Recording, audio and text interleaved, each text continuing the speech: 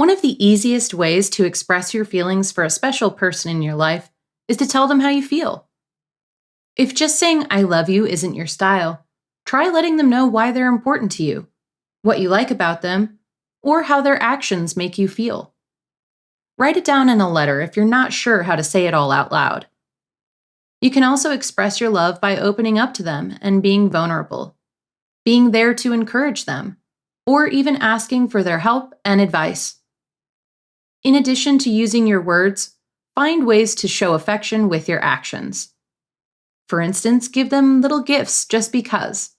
Do chores for them, or surprise them with a favorite meal.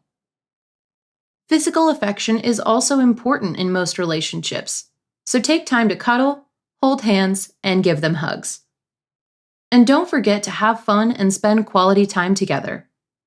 Express your love by watching a favorite movie, playing games together, or working on a hobby you both enjoy.